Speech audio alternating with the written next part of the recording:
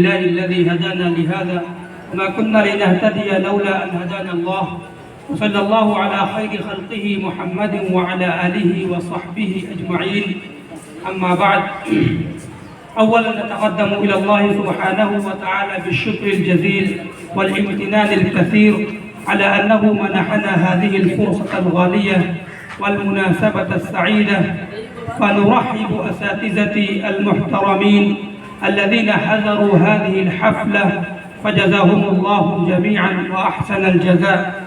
الآن أبدأ هذه الحفلة بتلاوة آية من القرآن الكريم، فأدعو الأخ المقري مبشر كريم فليتفضل وليتلو شيئا من القرآن الكريم.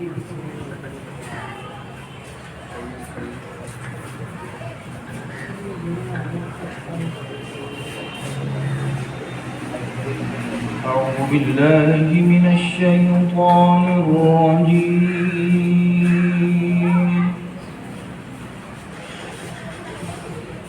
بسم الله الرحمن الرحيم.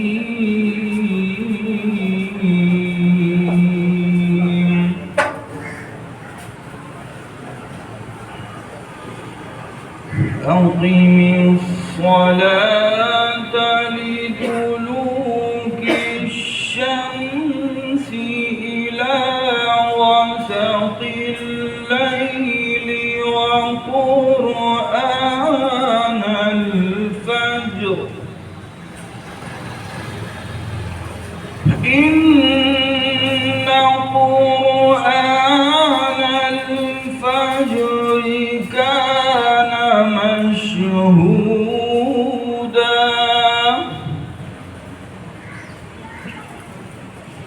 ومن الليل فتهجد به نافلة لك،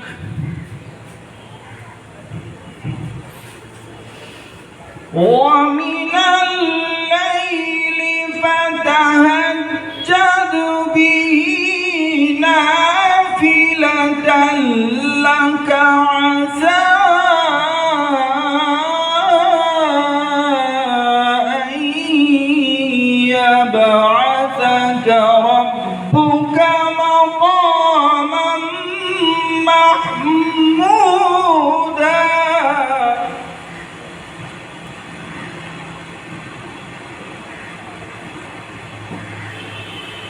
وقل رب أدخلني مدخل صدق وأخرجني مخرج صدق واجعل لي من لدنك سلطانا نصيرا.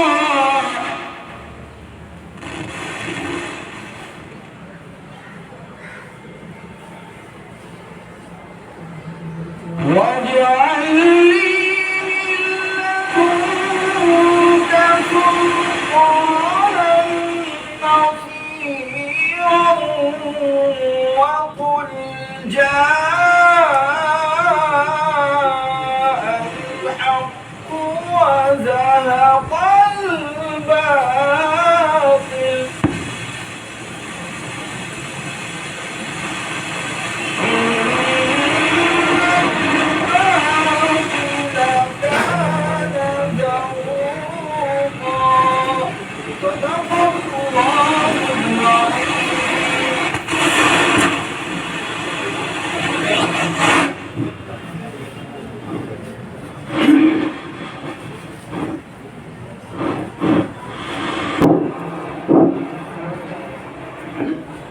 أيها الإخوة، قد سعدنا بتلاوة القرآن الكريم، فالآن أريد أن أدعو الأخ المنشد إنعام قيوم أن يأتي المنصة وينشد أبياتا بلهجته الآثرة الأخاذة في مدح النبي المجتبى صلى الله عليه وسلم.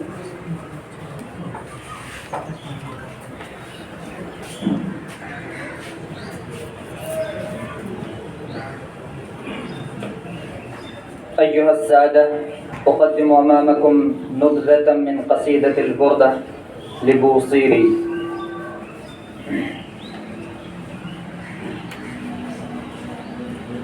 مولاي صل وسلم دائما أبدا على حبيبك خير الخلق كلهم. مولاي صل وسلم دائما أبدا على حبيبك خير الخلق كلهم. محمد سيد الكونين والثقلين والفريقين من عرب ومن عجم.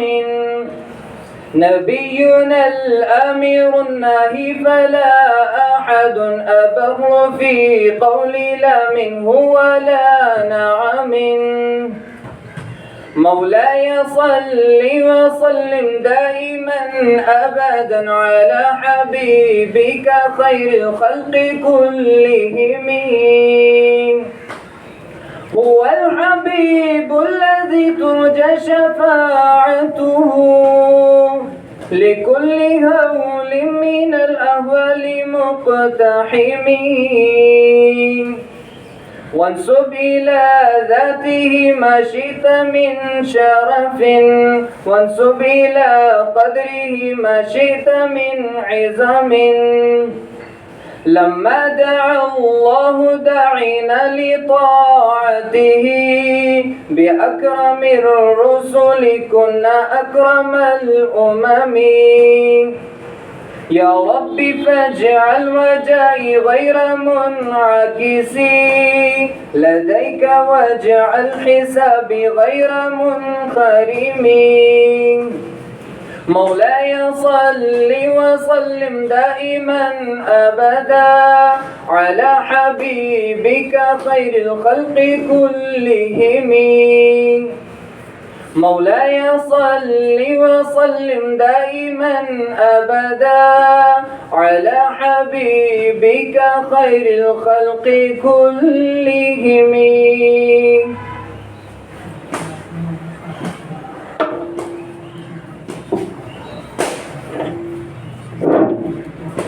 أيها الإخوة الأكارم، هذه الحفلة هي حفلة حوار ثقافي حول ندوة العلماء، وهي حوار وتكلم وسؤال وجواب بين طلاب دار العلوم التابعة لندوة العلماء. فالحوار له دور هام بارز في إزالة الخوف والتردد من الطلاب في النطق والبيان والتكلم والتحدث، وذلك لمجرد المهارة والبراعة في اللغة العربية والإتقان في التعبير عما في النفوس. فإن اللغة العربية لغة حية راقية خالدة تمتاز بين زميلاتها الأخرى وتفوق جميع اللغات الموجودة في العالم كله بوفرة كلماتها وتنوع أساليبها وعذوبة منطقها ووضوح بيانها وجزالة ألفاظها وروعة تعبيراتها. وهي تتحلى بخصائص ومزايا كثيرة لا يحصيها العد، من أهمها أنها لغة السعة والثرى والمرونة والغنى، فهي تحتوي على 6,699,004 لفظ، فكأنها بحر زاخر. ومن أبرز سمات اللغة العربية الاشتقاق الذي أتاح لها القدرة على وضع مصطلحات الحضارة القديمة والمصطلحات الحديثة، كما قال شاعر النيل نحو اللغة العربية: وسعت كتاب الله لفظا وغاية وما زغت عن آي به وعظاتي، فكيف أزيق اليوم عن وصف آلة وتنسيق أسماع لمخترعاتي. ونظرا إلى أهمية اللغة العربية والتحدث فيها، نعقد هذه الحفلة حفلة الحوار الثقافي بين الطلاب، وهو أثمن وأحسن وأجمل أسلوب للتحدث باللغة العربية. فالآن نلتمس من الفرقة الأولى أن تأتي المنصة وتقدم حوارها. سعد بن عبد الرقيب ومحمد عثمان الصديقي فليتفضلا مشكورين.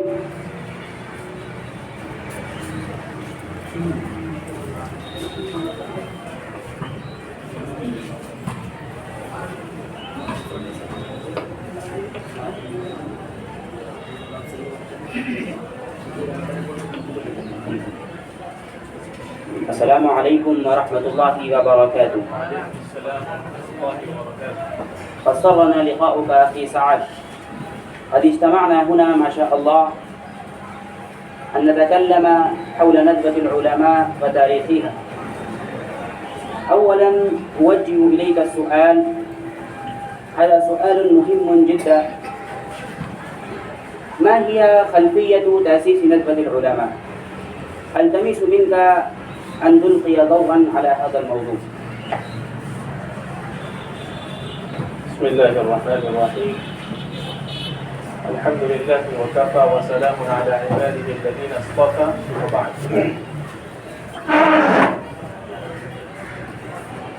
إن الاستعمار الإنجليزي حينما اشتدت وطأته على شبه القارة الهندية في أواخر القرن التاسع عشر الميلادي، وفتحت في هذا العصر تلك المنافذ التي كانت تتسرب منها السموم إلى عقول المسلمين، وتشمل كل جانب من جوانب العقائد والأعمال والإيمان والسلوك، وتتأثر بها مجالات الفكر والتربية والتوجيه والاجتماع، حتى كاد يضيع نقاء الدين وأصالة الفكر بين جاحد وجامد، وكاد يفقد المسلمون ذلك الطريق الوسط العادل الذي يضمن الوصول إلى الغاية بسلم وسلام وأمن وأمان.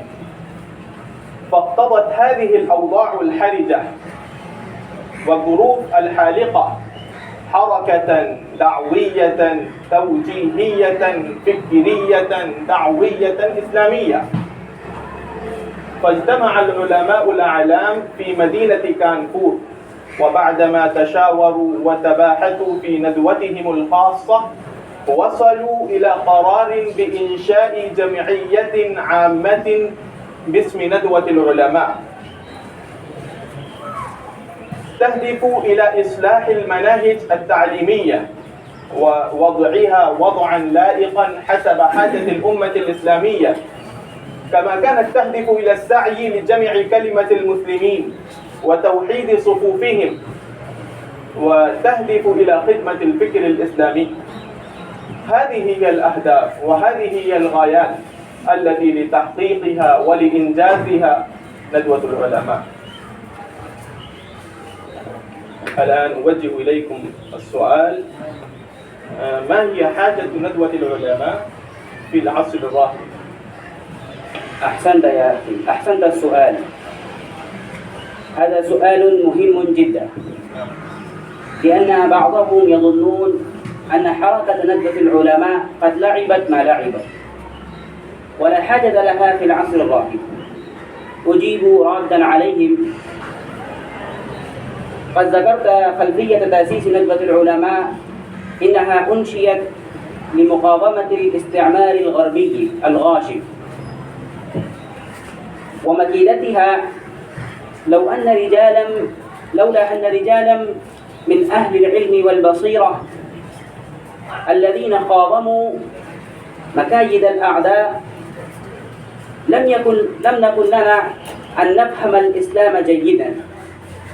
وبعد تأسيس ندوة العلماء مدة أنشئت دار العلوم التابعة لها، ووضع لها منهج تعليمي جامع دقيق يتكفل تخريج جماعة من العلماء الذين جامعون بين العلم والدين واللغة والقرآن، الذين يحملون بصيرة نافذة في علوم الدين والدنيا معا، ويجمعون بينهما بتناسق تام.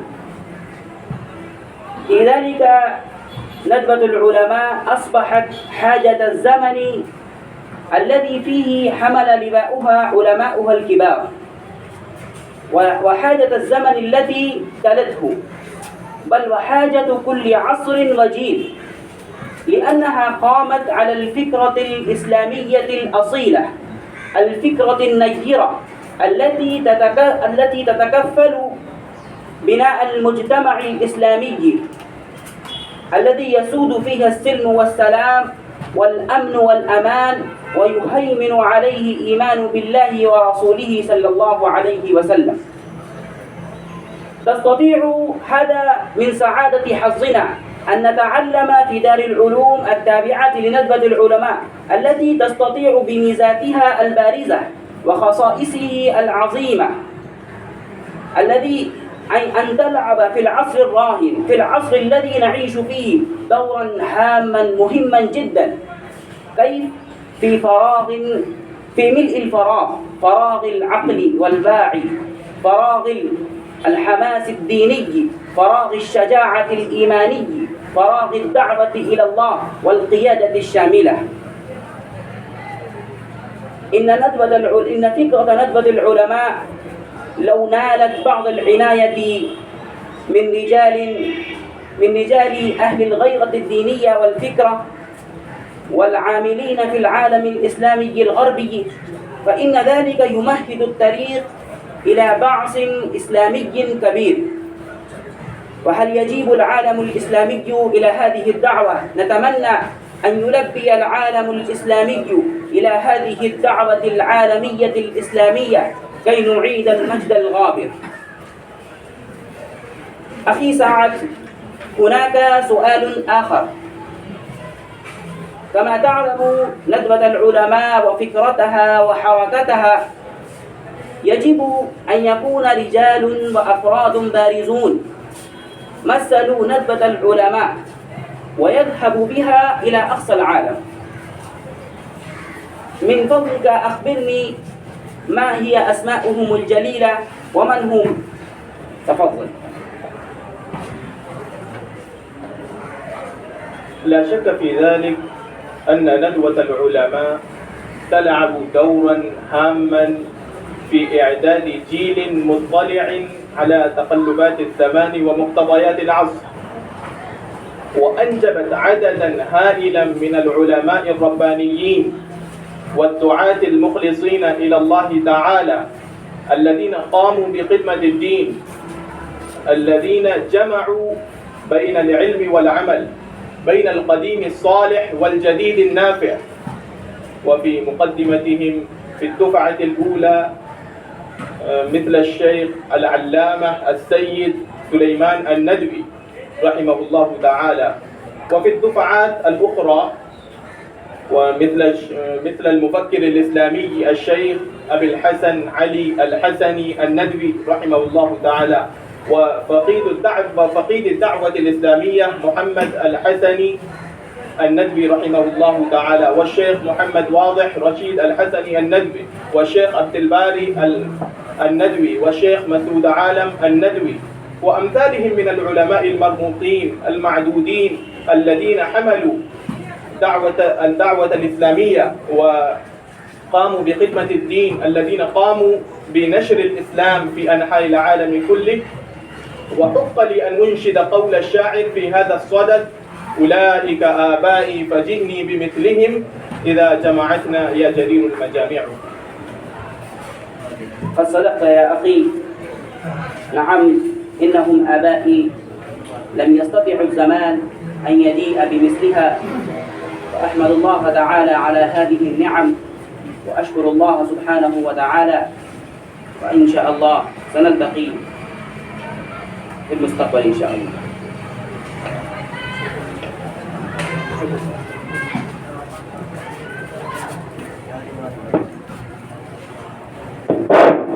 إن شاء الله. بارك الله. الآن أدعو الفرقة الثانية فضيل أحمد وعبيد الله مطلوب.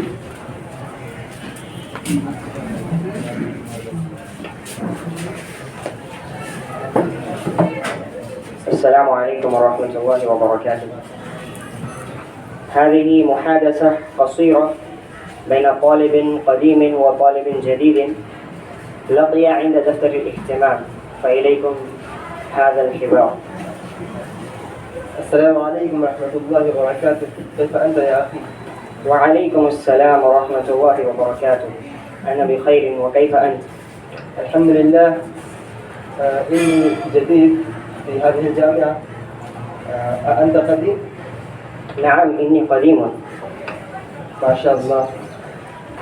فإني أريد أن أعرف هذه الجامعة، عن هذه الجامعة، فأدركني بفضلك باختصار.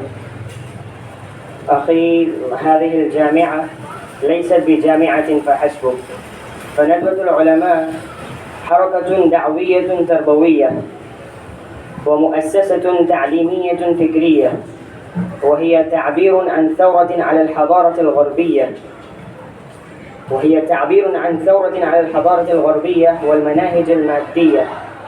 أسست دار العلوم تابعة لها على مبدأ التوسط والاعتدال والجمع بين القديم الصالح والجديد النافع.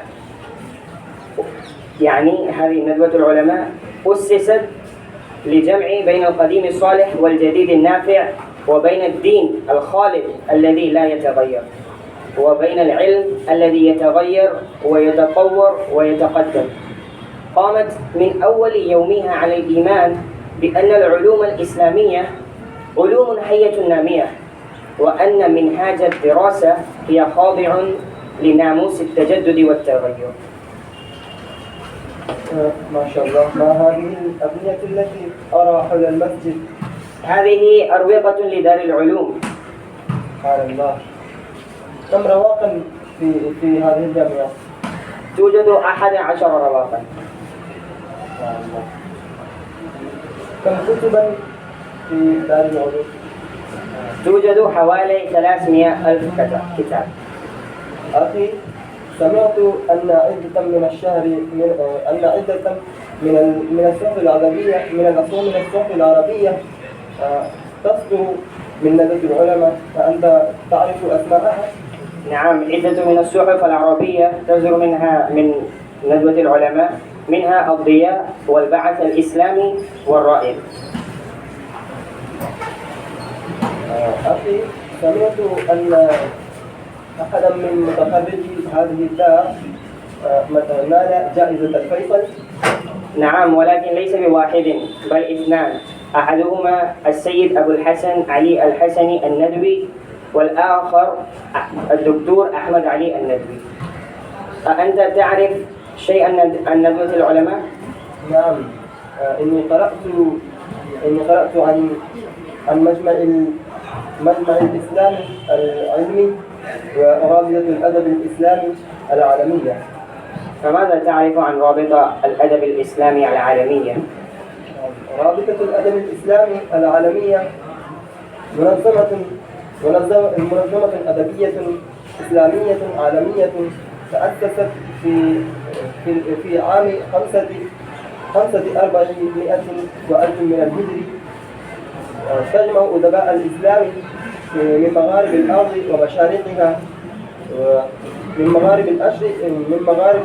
مشارق الأرض ومغاربها،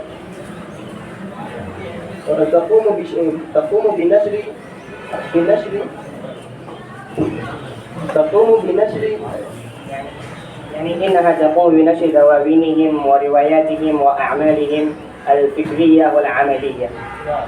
تعرضت لي الحاجة، فإلى اللقاء إن شاء الله. السلام عليكم ورحمة الله.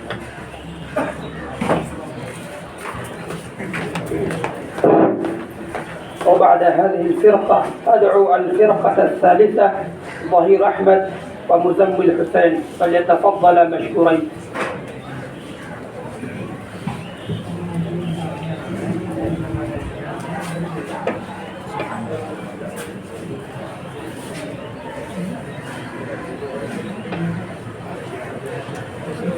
السلام عليكم ورحمة الله وبركاته. وعليك السلام ورحمة الله وبركاته. كيف أحوالك شيخ؟ الحمد لله، أنا بخير وعافية. وكيف أنت؟ الحمد لله أنا بخير. أهلا وسهلا بك في هذه الحفلة الميمونة المباركة، في حفلة حواري ثقافي حول تاريخ ندوة العلماء. أخي لدي أسئلة عن تاريخ ندوة العلماء، إن شاء الله سأطرح إليك، فهل أنت مستعد للإجابة؟ نعم أنا مستعد للجواب.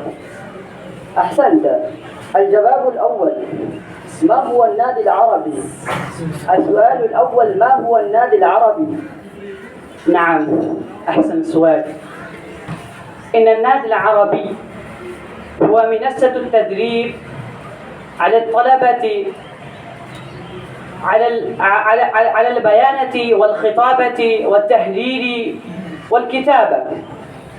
يعتقد النادي العربي حفلاته أسبوعيا أو شهريا على البيانية والكتابة في الطلبة باللغة العربية، ويهتم بعقد حفلات النادي العربية المختلفة تحت رعاية وإشراف أحد أساتذتي في هذه الدار. أحسنت. والسؤال الثاني: ماذا تعرف عن صحيفة الراي؟ بفضلك قم بتعريف صحيفة الراي. صحيفة الراي النصف الشهرية أصدرها سعادة العلامة محمد الرابع حسني الندوي حفظه الله ورع من ندوة العلماء سنة 59 و900 وألف من الميلاد. فهذه الصحيفة نشرت باللغة العربية وتعليمها في المدارس الإسلامية، وأحكمت العلاقات بين العرب والهند، وربطت صلاتها قوية. شكرا، ما شاء الله، أحسنت. والسؤال الثالث: من هو الشخصيات العربية التي زارت ندوة العلماء؟ نعم، كثير من أساتذة العرب وعلمائهم وأساتذتهم ممن زاروا دار العلوم لندوة العلماء وألقوا المحاضرات أمام الطلاب، منهم الدكتور العلامة يوسف القرضاوي والشيخ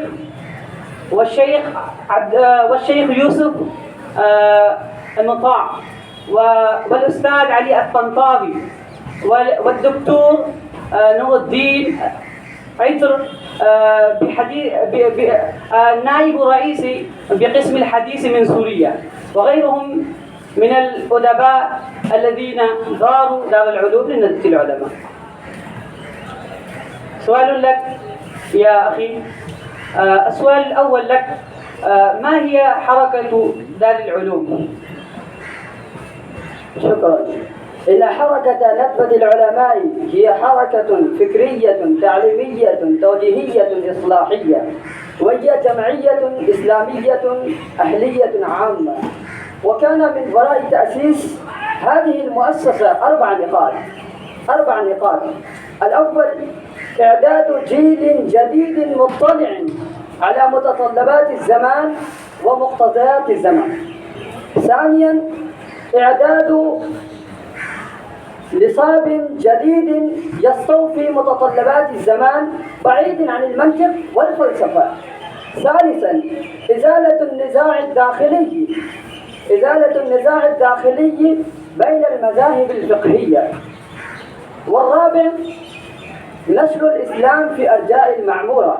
هذه 4 نقاط لتأسيس ندوة العلماء، لتأسيس هذه المؤسسة. والسؤال الثاني: من هم رؤساء لدار العلوم ندوة العلماء؟ شكرا.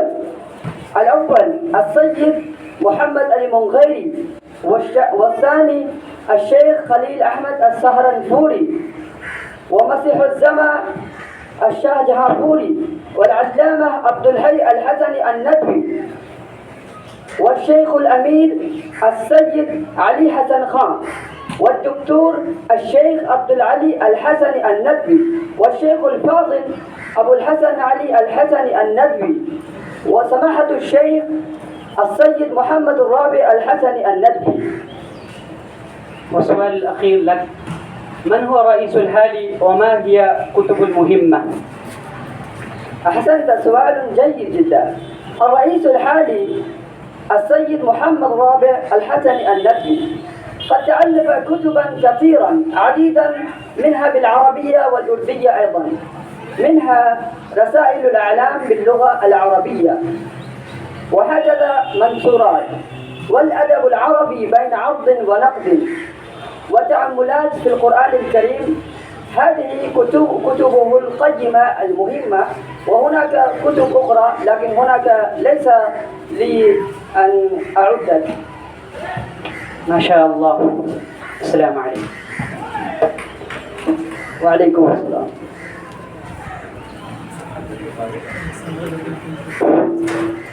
الآن أدعو الفرقة الرابعة شباب أحمد وعامر ملك فليتفضل مشكورين.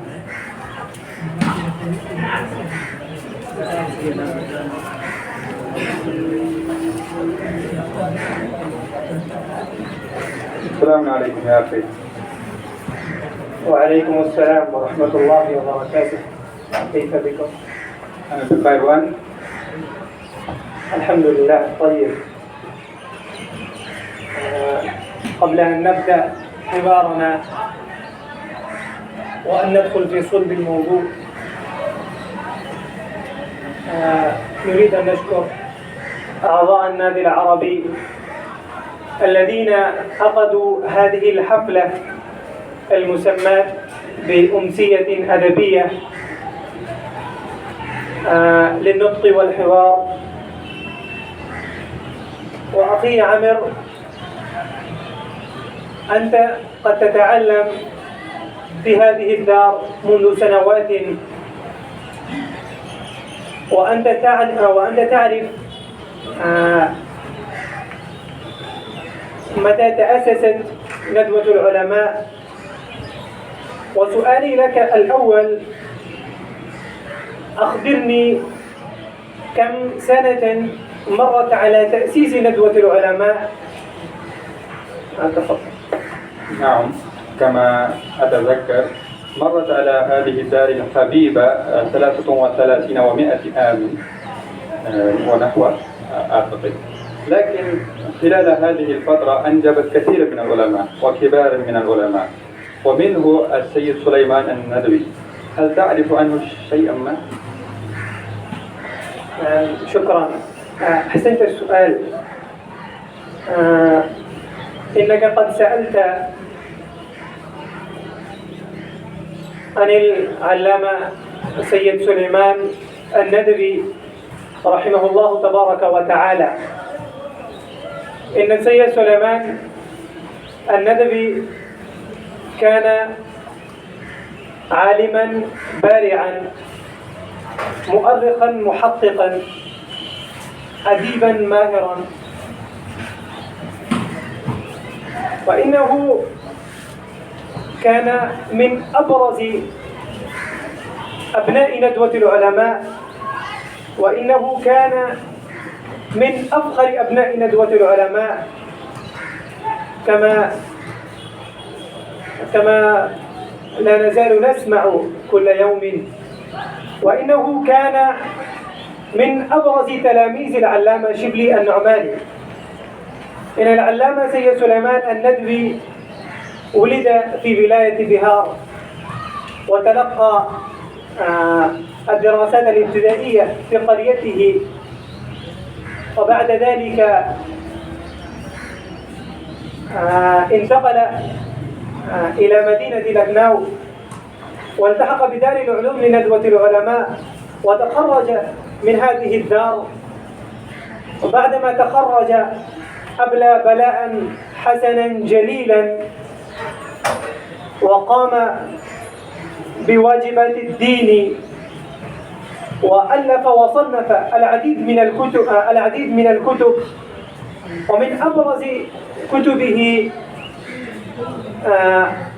السيرة النبوية والعلاقات بين الهند والعرب وغيرها من الكتب. فأكتب وأتوجه إليك بالسؤال الثاني. أنت هنا طالب وأنت تقرأ في الصف المقررات الدراسية، هل تعلم أسماء المقررات الدراسية التي تدرس في دار العلوم لندوة العلماء؟ نعم، أحسنت السؤال. هذا السؤال استفدت منه كثيرا. إن مقررات الدراسة هذه الدار في تعلم العربية مهم جدا. هناك كثير من المقررات، لكن هذه المقررات الدراسية يختلف عن بعض المقررات الدراسية. إنها تمهد لك الطريق وتسهل لك طريقا للإتقان في تعلم العربية.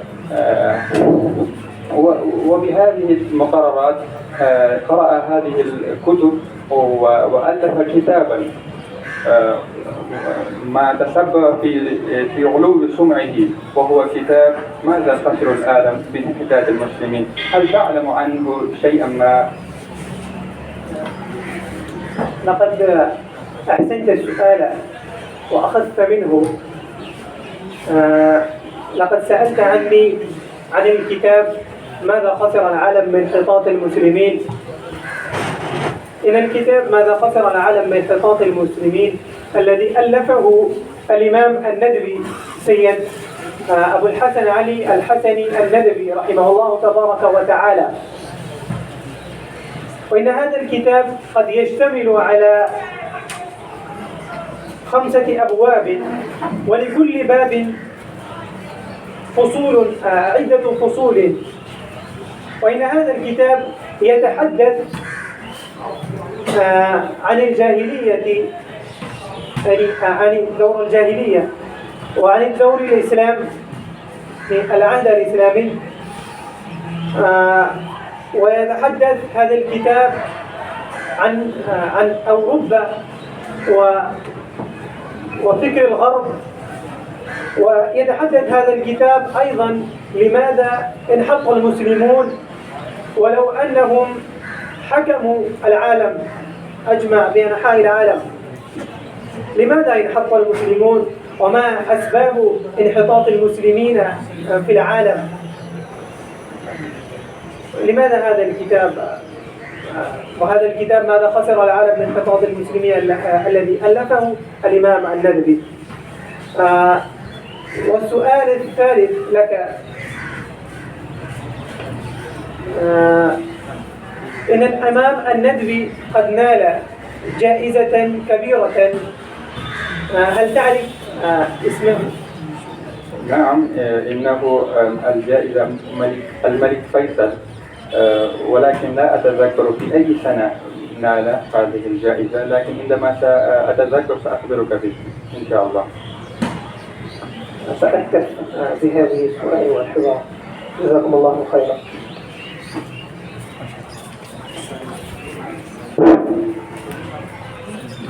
الآن أدعو الفرقة الخامسة الأخيرة اشتياق أحمد ونسيم إقبال فليتفضل مشكورين.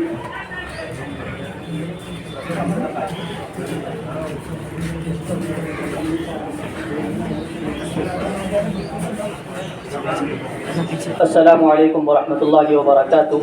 كيف حالك يا صديقي؟ وعليكم السلام ورحمة الله والحمد لله على ما يرام. وكيف أنت يا أخي؟ أنا بخير الحمد لله. أخي العزيز، إني أردت أن أسألك أسئلة عديدة حول دار العلوم وندوة العلماء وتاريخها وما يتعلق بها. فالسؤال الأول، أن تلقي ضوءا على ما العوامل الأساسية الجذرية لتأسيس ندوة العلماء. ما أحسن السؤال. أيوة لك إنك على إلمام تام بأن ندوة العلماء هي حركات دعويات فكريات تعليميات تربويات إصلاحية. وهذه الحركة قامت بالهند في أصعب ظروفها السياسية والاجتماعية والثقافية والتعليمية لمواجهة الغزو الفكري والانحطاط العلمي والصراع الطائفي والمذهبي في الهند. وكما تعلم يا أخ، حينما ضعفت دولة المسلمين في الهند وازداد الاستعمار البريطاني قوة وروعة، فدخل في المسلمين الهنود ما لم يكن يدخل فيهم من الصفات السلبية والمآثم القبيحة، حتى تركوا الدين الخالص وتعاليمه النقية النزيهة وتمسكوا بالمراسم الباطلة والبدعات والخرافات التي لا علاقة لها بالدين. في هذه الظروف الطاحنة القاسية فكر العلماء والمثقفون العصريون أن يخرجوا المسلمين من هذه الظروف، ولم يجدوا أمامهم سبيلا سوى تأسيس المدارس الإسلامية والمعاهد الدينية والمؤسسات التعليمية. فلذلك أسس مؤسس ندوة العلماء هذه الحركة على مبدأ التوسط والاعتدال وعلى المنهج المعتدل. والسؤال الثاني: كم من علماء ومثقفين شاركوا في الجلسة الأولى التي انعقدت ببلدة كانبور؟ أيها الأخوة، في تلك الجلسة التي انعقدت في مدينة كانبور كثير من علماء ومثقفين الذين شاركوا في هذه الجلسة في هذا الوقت الضيق. لا أستطيع أن أعدهم، لكن نقول عدتهم. ومنهم شيخ الهند مولانا محمود حسن الديوبندي، متدرس ومدرس بدار العلوم ديوبند، والشيخ مولانا أشرف علي الثانوي، والشيخ المحدث الكبير خليل أحمد سهرنپوري تحت رئاسة العلامة الكبير الداعية الجليل محمد علي المنقيري رحمهم الله رحمة واسعة. أحسنت وطيب. يا أخي العزيز، كما ذكرت أن ندوة العلماء حينما أسست وانعقدت الجلسة الأولى، فكما محامي هذه الحركة الدينية كذلك مخالفه كما ذكرت. فأيها الأخ العزيز، أريد منك أن تلقي ضوءا على فأريد منك أيها الأخ العزيز أن تلقي ضوءا على رؤساء هذه الحركة الدينية. أيها الإخوة، سألت مرة من هم الذين خالفوا هذه الحركة التعليمية. سأحاول أن أجيبه. بعد تأسيس حركة ندوة العلماء خالف كثير من العلماء هذه الحركة التعليمية، أقدمهم مولانا أحمد رضا خان وزملاؤه عبد القدير خان ومولانا نزير أحمد، وهم الذين أجابوهم وردوهم ردا شديدا مفحما مقنعا وألقموهم الحجر. منهم مولانا السيد حسين أحمد، وألف كتابا باسم القول الفاصل بين الحق والباطل، وألف محمد أيوب خان كتبا باسم إتمام الحجة على مخالف الندوة. والآن أسألك أيها الأخ العزيز، ما هي فكرة ندوة العلماء التي تمتاز بها عن المؤسسات الأخرى والمعاهد الدينية والمدارس الأخرى؟ أيها الإخوة، ليس لنا وقت طويل أن نسلط ضوءا على هذه، فلذلك أستطيع أن أعبر بكلمة واحدة أن هذه الفكرة ثورة بين الحضارة الغربية والمادية في مفهومها الواسع، فلذلك نقول أنها همزة وصل بين الهند والعرب. أحسنت، شكرا لك. السلام عليكم.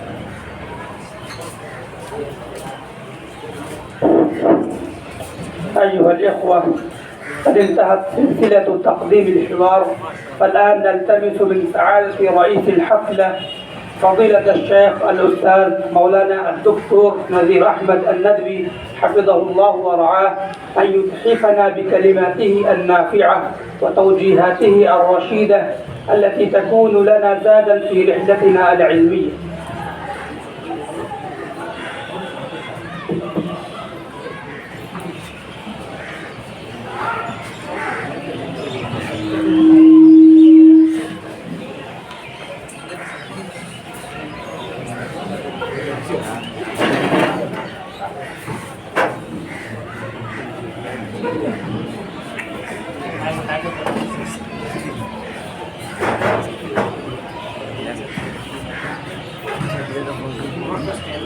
بسم الله الرحمن الرحيم.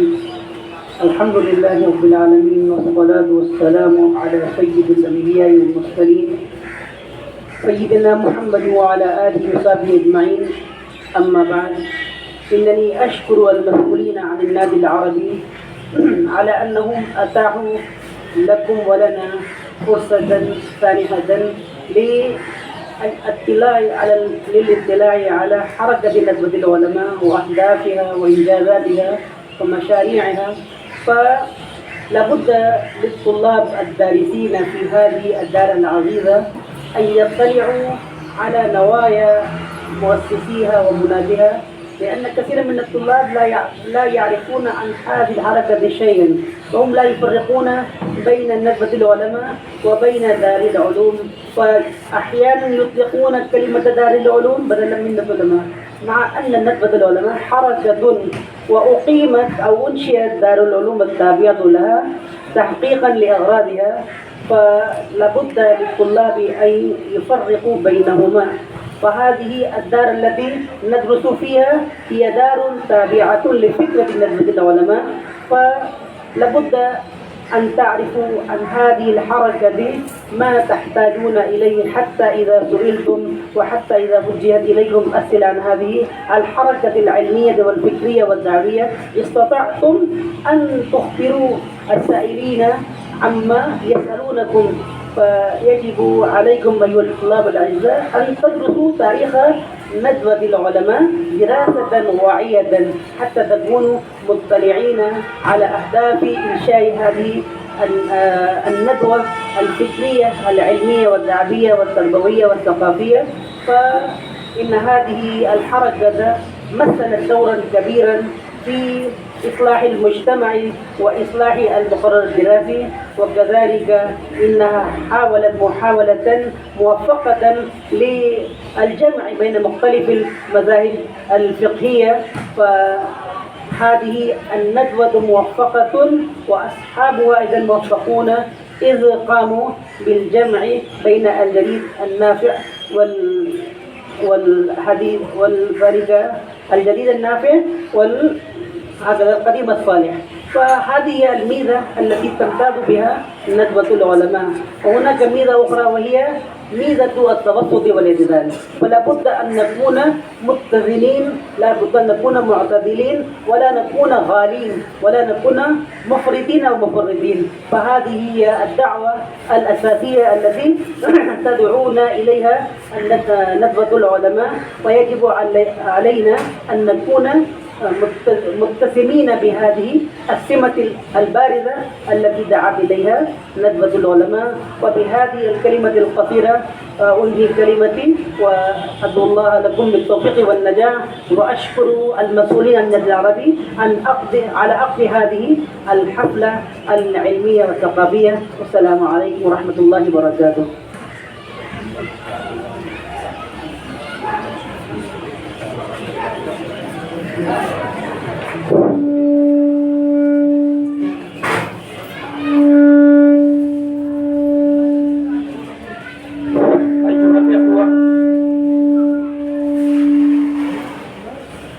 وأخيرا أشكر بهذه المناسبة فضيلة رئيس الحفلة وأساتذتي المحترمين على أنهم وفروا لنا وقتا كثيرا، كما أشكر إخواني على أنهم استمعوا إلى الحوار وجلسوا إلى نهاية الحفلة بكل هدوء وطمأنينة. والآن أعلن بانتهاء الحفلة.